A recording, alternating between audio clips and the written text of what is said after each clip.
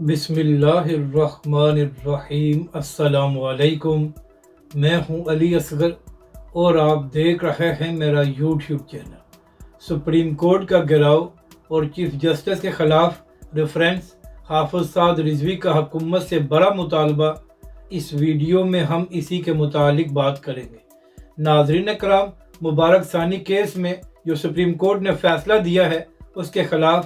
آج تحریک لبیک پاکستان نے Lahore press club کے باہر ایک بڑا پروٹیسٹ کیا ہے، اور ناظرین کرام، اس پروٹیسٹ میں تحریک لبیک پاکستان کے تمام مرکزی قائدین موجود تھے اور اس کی قیادت تحریک لبیک کے امیر حافظ سعد حسین رضوی خود کر رہے تھے۔ اور ناظرین کرام، اس پروٹیسٹ میں عوام کی بھی بہت بڑی تعداد موجود تھی۔ تو ناظرین کرام، وہاں پر تحریک لبیک کے امیر حافظ سعد حسین رضوی نے خطاب کرتے ہوئے کہا کہ جب 50 سال پہلے پاکستان میں ہمارے بزرگوں اور آئین پاکستان نے قادیانیوں کے حوالے سے سارے معاملات کو طے کر دیا تھا اور یہ فیصلہ ہو گیا تھا کہ قادیانی نہ ہی عوامی سطح پر اور نہ ہی اپنے اداروں میں اپنے مذہب کی تبلیغ کر سکتے ہیں، تو پھر سپریم کورٹ نے مبارک ثانی کیس میں یہ متنازع فیصلہ کیوں دیا ہے؟ تحریک لبیک کے امیر حافظ سعد حسین رضوی نے کہا کہ مبارک ثانی کیس میں جو فیصلہ دیا گیا ہے وہ نہ صرف غیر آئینی ہے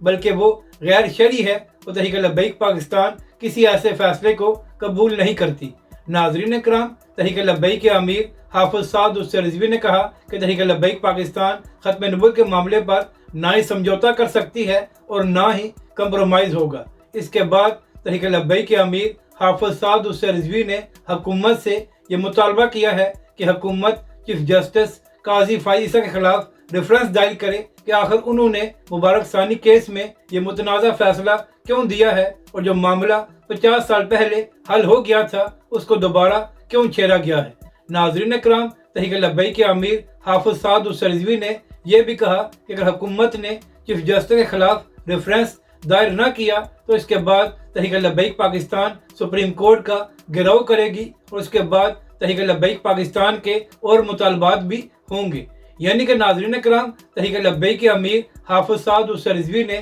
خطاب کرتے ہوئے کہا کہ جب 50 سال پہلے پاکستان میں قادیانیوں کے حوالے سے سارے معاملات حل ہو چکے تھے اور تمام مسلمان اس بات پر متفق تھے، تو پھر آخر سپریم کورٹ نے مبارک ثانی کیس میں متنازع فیصلہ دے کر اس سارے معاملے کو دوبارہ کیوں چھیڑا ہے؟ ناظرین کرام، اہم بات یہ ہے کہ صرف تحریک لبیک پاکستان نہیں بلکہ تمام مذہبی جماعتوں نے اس فیصلے کو مسترد کیا ہے اور کہا ہے کہ یہ فیصلہ آئین پاکستان کے خلاف ہے۔ تو ناظرین کرام، امید یہی ہے کہ آنے والے دنوں میں مفتی منیب الرحمان صاحب، مفتی تقی عثمانی صاحب اور اسی طرح دیگر علماء کرام کا بھی اس فیصلے کے حوالے سے تفصیلی موقف سامنے آ جائے گا، اور اسی طرح کل مفتی حنیف قریشی صاحب نے بھی اس فیصلے کو متنازع قرار دیا تھا، اور مفتی حنیف قریشی صاحب نے بھی اپنے خطاب میں کہا تھا کہ یہ فیصلہ نہ صرف غیر شرعی ہے بلکہ غیر آئینی بھی ہے۔ اگر آپ کو یہ ویڈیو اچھی لگے تو اسے لائک اور شیئر ضرور کریں، اور ہمارے اس چینل کو بھی سبسکرائب کریں۔